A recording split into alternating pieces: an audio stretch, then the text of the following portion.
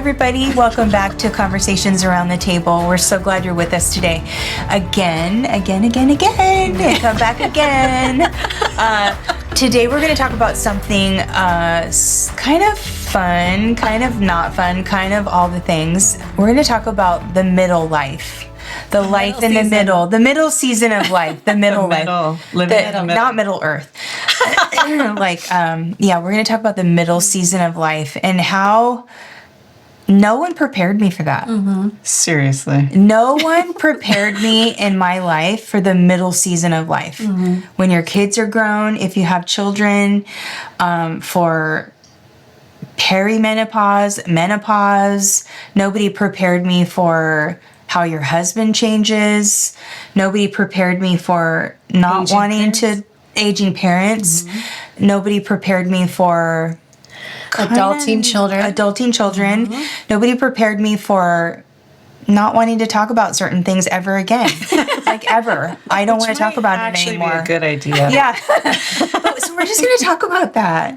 A little bit, and just how interesting that is. Yeah. I feel like we're all going through that. I know a lot of our friends are going through that. Yeah. And in different ways. Like JoJo has grandchildren. I don't have grandchildren yet. You don't have grandchildren yet. My kids aren't married yet. My kids are all married. All your kids are married. Mm-hmm. Your kids are not married. And I still have an 18-year-old, so I'm on. Yeah, you're really I have a little caboose. Yeah. A little caboose still, so let's talk about that. I love how you said nobody prepared you, and it's true. I don't know, are there books? There probably are. There's books. Yeah. We just didn't read them, but I always laugh about this because I do have a sister-in-law who's a few years older than me, mm-hmm. and I think starting around 40, maybe 45. I think around 40, and your body starts changing, and all of a sudden your body is doing things that you're like, mm-hmm. Who are you? I don't recognize. What are you talking about? Yeah, why am I hot all the time? Why am I waking up drenched in sweat? Yeah. Why am things that didn't used to bug me now bug me like crazy? You know what I mean? Mm-hmm. And so I would text her and say, this is happening in my body. She's like, yep. Right? And so phone a friend. Phone a friend, yes. And it helped me to know, okay, it's normal. You know, this is what's happening, but we really aren't prepared. And so it's fascinating that you do get to a season of life. You know, they talk so much about puberty and like everybody's changing in puberty. Yeah. You go through it again. You do. In 40, 45 for sure, by 50. And you know what? Your husband does too. Mm-hmm. Guess what? Well, my husband went through some changes too, so it's both. They don't think they do, but they do. They do. They go through a lot of changes. Yeah, they do. Of course. Yeah, absolutely. Hormones are changing and all of that. And the worst part is that when you don't know it's happening. Right. Like I think for a year I was kind of in the middle of like that premenopausal season, but I had no idea that I didn't even know what that was because nobody talks about it. Yeah. And my friends weren't talking about it. Yeah. Probably they weren't going through it. I think I went through it at a younger age than most people do, but I remember just being like, what is wrong with me? Yeah. Like I felt like I was another human being. That's exactly right. And I remember thinking like, this is probably when people get divorced. Yeah. When they don't know what's going on with each other and there's just all this stuff happening and there's so much dynamic and stirred upness, you know, in you and in them, and you're like, what is happening? It feels like an outer body experience.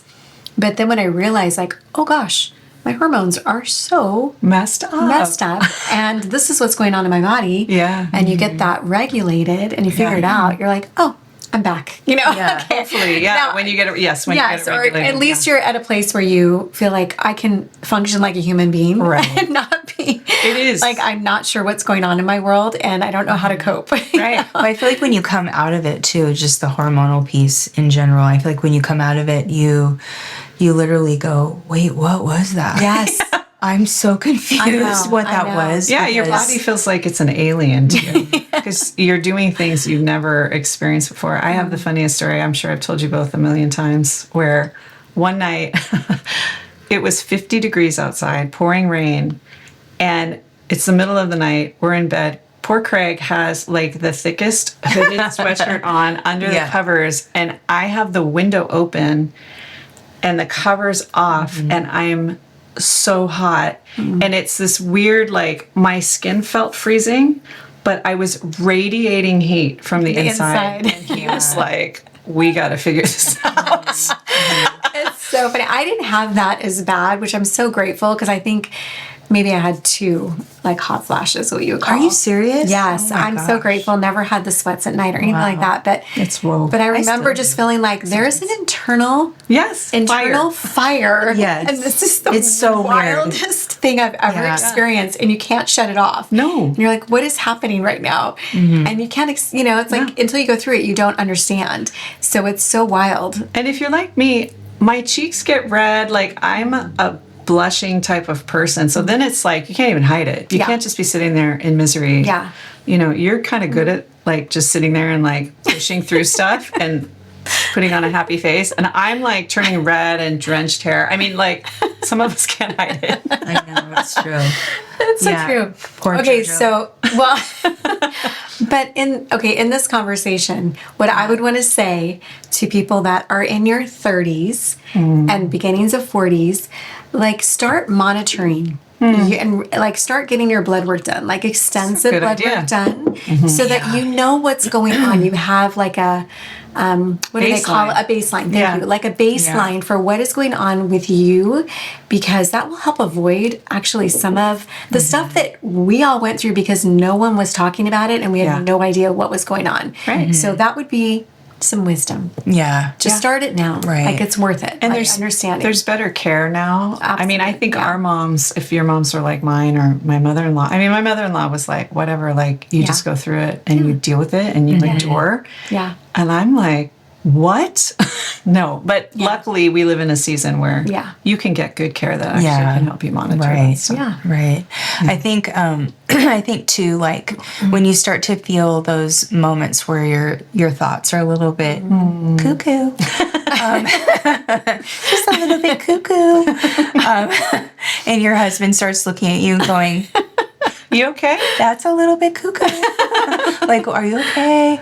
That's when you you just really have to get Yeah. honest with yourself and go, Red okay, like red flag, like when your husband starts raising the red flag and going, or your kids, or your kids start, Yeah. Mom, are you okay? When you find yourself it crying was- a lot. Yeah, right. Well, you said you sat on the couch for a year. I felt like I sat on the couch for a year and just cried off and on. Like, Yeah. it was, but I'm sure I didn't. I'm sure it wasn't a year.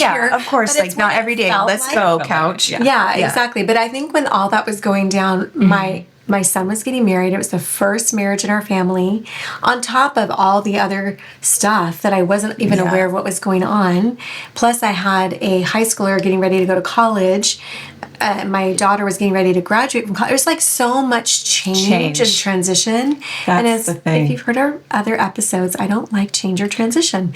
So I was just kind of in a swirl of like too much is happening right now, all at once. Yeah. Yeah. Yeah. Well, and true. that's the other thing about middle earth, middle life, midlife is the change. Yeah. The change. Yeah. And there's a reason for that. It's not just about your body. Yeah. No. Like everything is season. changing. Yeah. The majority, not everyone, but the majority, kids are transitioning into being adults and self-sufficient. They don't really need us as much anymore, only in those, those really delicate seasons. So that's really weird. You've got your husbands kind of sometimes redefining their lives. Yeah. I'm redefining we my are. life. We are redefining our lives. Right. When I say I mean rhetorically speaking. Yeah. Like everyone is you're just examining things. I always think about, like, you hear about all kinds of like men that at that age they I feel like there's this moment where the woman changes, the man just goes and like has an affair and thinks that because they're having a midlife too, and they go and have an affair with a younger woman. And I just feel like if everyone only knew Jesus in those moments of time, they would hold themselves accountable to commitment and covenant and hang in there, because once you get to that other side of things, you'll be really glad you did. Absolutely, yeah. Really glad you did stayed in that, because it's a biological thing that happens, and I feel like it confuses even the mind a little bit. Totally. So, It's not the season to blow things up in your life. no. Hold. I mean, we never want to blow things up in our No. life, but it's tempting in those seasons, like something's off, this isn't working for me anymore, and the world can go into what you're talking about. But as believers, Right. that's what's like the anchor. You're The like, anchor. all right, this Yes. is tricky. We've got, I mean, I have another funny story, which I'll tell if you want, but you have physical things going on. There's things, the thing with the adulting kids is like, yeah, they're hard when they're little, and when they get older, it's just bigger life stuff that they're choosing, working through, whatever, that's even more stressful. Then you've got aging parents. That's a whole nother like crazy. Right. Parents that used to be super self-sufficient and now are declining, or you know, and you're having to navigate that. Plus a lot of times like you said, we are shifting in a career or shifting into a new personal season, and then your husband's doing all of that too. So I would say that anchor, hold on. It's a lot. Just hold on. Yeah. Hold on. Don't blow anything up. Yeah. Just hold on. Right. It's and press into the Lord. Yeah. Right, because the seasons never end, whether you're young or old. Like, if you're, I mean, unless you're sitting on an island by yourself, the season is always going to change, no matter what. Like when you have children, it's different. When they go to school, it's different. Like when you get midlife, it's different. All the things, it's just always ever changing. And so, it stinks. Tell your funny story. Okay.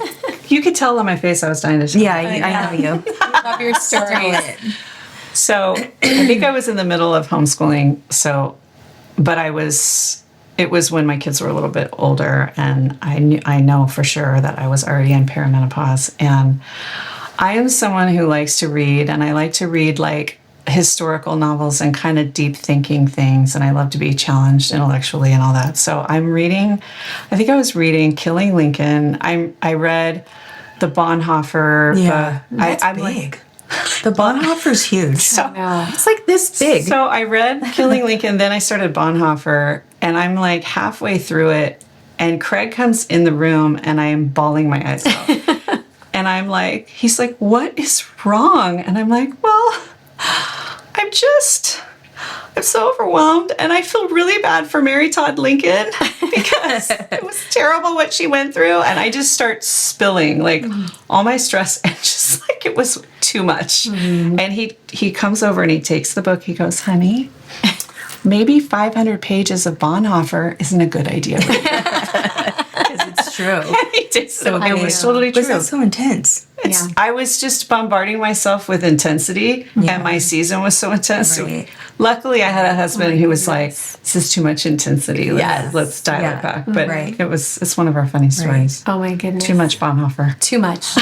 Let's just briefly. I know this is a pretty big topic, but let's briefly talk about how we transitioned into knowing and the joy of really championing our adult kids, and how, because I know for me, like I had to really just go, oh wow, okay, so this is different. Like the realization that this is different, and you spend your whole life like pouring your life into the ones that the Lord has given you to steward in your life, and then all of a sudden they're gone, and how do I show up for them without being overly mothering, because I never want to be that, but at the same time, like being available, being present, but not too present, like not being just having it like regular. I don't ever want to be controlling. I just want it to be regular. Like how did that like come up for you guys? Like how did you make that transition? Well, I feel like I'm still in it. Yeah. So, I am too a little bit. Yeah. Jordan. I mean, I would say, I think for me, the biggest transition is when your kids are little or growing up, even in high school years, you are tasked with building this person, or, like helping this person become a good person, a strong person, a capable person, a functioning member of society, right? Like you want to create good people.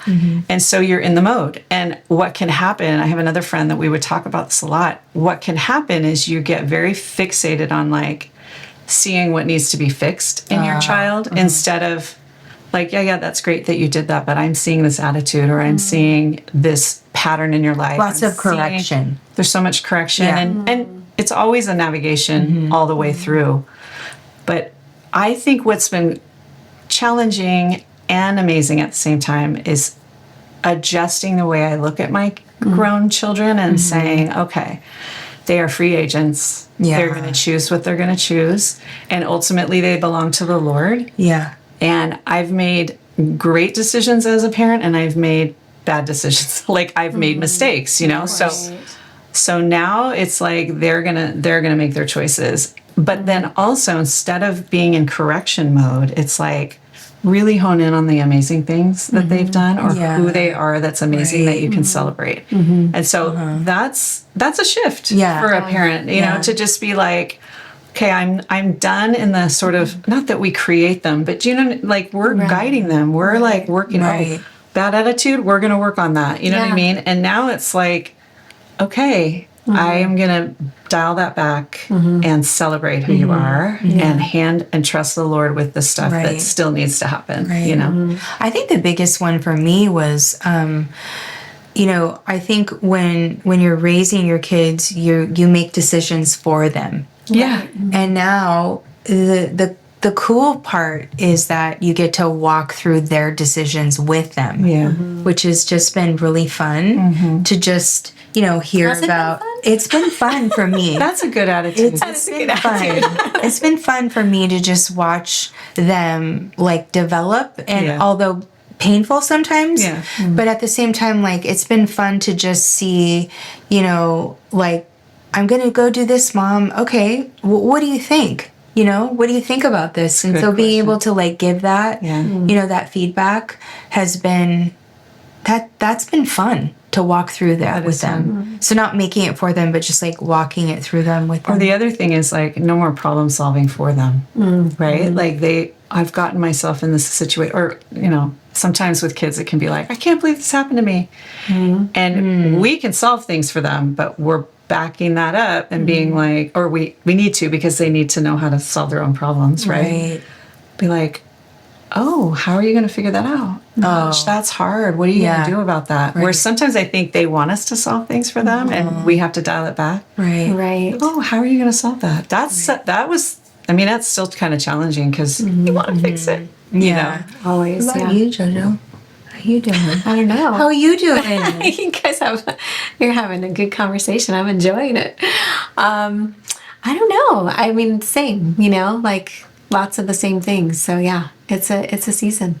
It's a season of adjusting and moving from parenting to friendship to just how to navigate it all. It's good. It's good. It's fun. It's not always easy, you know, but it's a good season. Seeing your kids thrive and grow. And what was the thing you feel like you had to adjust as they were? Was there anything that you, when you look back, because your kids are older and in a and they're all different married too, so season than different ours, for you. Right? So what do you remember? Like, oh, I had to dial that back, or oh, I had to make that adjustment. I mean, really, just what Robin spoke to, that you're no longer, you know, telling your kids, you know, this is what we're doing, or this is the plan, or this is what is the expectation of around whatever it might be, a family event or a holiday or a birthday or a celebration, you know, or just family time, you know, to kind of more of they have a life and they're telling you this is what we're going to do and this is this is our kind of plan, and you have to adjust and just because if you don't have a relationship. If you don't, you won't see your kids, you know? So, I mean, meaning not in a mean way, but just you have to accommodate that they do have a life and plans and things that are important to them, just as and their own you have that. And, They have their own things. And so, I think it's just navigating that has been like good and hard. And I've grown a lot. They've grown a lot. We've, you know, I think we've had to have the conversations, you know, just like Because sometimes it's tricky, when you're trying to mesh like all the kids and families now that I've got, married children who have parents as well. Right. And then you've got siblings and siblings on both sides, and you're trying to get everybody to accommodate each other. And I've got 3 kids in 3 states. So it's different. Like that is very challenging to provide opportunities that work well for all. It's not impossible, but you have to have the conversations, and everybody has to adjust a bit. So I think, growing in those relationships of like, I can't tell you what to do. I don't get to tell you what to do anymore. Right. I get to let you make your own decisions. I get to navigate that with you and have a conversation if we need to adjust something, because that's not going to work well for the rest of the family or for myself or for, what we're trying to accomplish here. So it's been interesting. It's good. It's challenging. It's good. It's growing. It's stretching. It's a new way of doing children, I think I remember I had a friend one time say to me, I never was told that my job would all of a sudden be over. I'm having kids and I'm raising my kids, and then it's kind of like your job's over and now they're over here. And not that our job ever ends, but it definitely transitions into a different kind of relationship. So I think I was like, oh yeah, like I wasn't told that either, because this is all, this was my joy, was being a mom and raising my kids. So I never wanted that to end. Right. Which it doesn't, but it's different. It's a different relationship. So. And that can feel like a hard stop. It can at times, yeah. Where it's definitely. Like, especially if they go off to college, that's a hard stop. All of a sudden. I remember when my daughter went to college and I was like, something died. I know. I felt it was a death. Yeah. It was so hard. Yeah. When the first but it progressively gets a little bit easier. Right. I have kids in 3 different states. So I don't have grandkids and I don't have the spouses yet. Yeah. But it does progressively get a little bit easier, I think.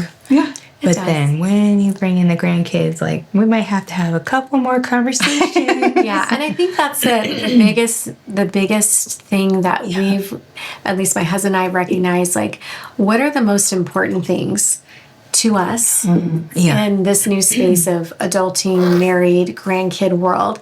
And so it's kind of like knowing the hill you want to die on, right? Like you're not going to argue or push your way into every single thing that you want, because that's not fair and that's not actually workable. Right. So what's the most important things?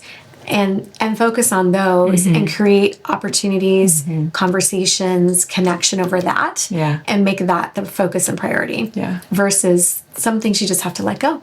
Yeah. I love how you and Tim have done that, and there's been times when Craig and I have gotten advice from you guys about having the conversations where you have something to say about maybe a situation that they're in, but how do you approach that, and just having that language. I think it's you that has the phrase, help me understand. I use that a lot, not just with my kids, but in any conversation where you're feeling a little angst or whatever. It's like, okay, dial it down, help me to understand. And the other one I think you guys shared with us was like, well, I have some thoughts about that. Can I share them with you?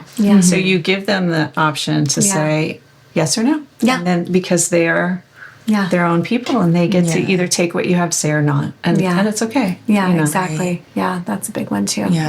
Because if you're just barreling down, on them about anything, it's like fun. Noise, and they just tune you out. No, so and nobody wants to be like that. Anyways, it's a slow disconnection. Absolutely, they don't want. They will to resist. Have your voice. No, and we don't want that. No. So the moral of the story is this: the moral of the story is there are no 2 families alike. There you go. At all, True. Ever. You definitely need friends in your life to help you process some things. And no one prepares you for this. Hopefully this conversation will help prepare you for a little sprinkling of midlife.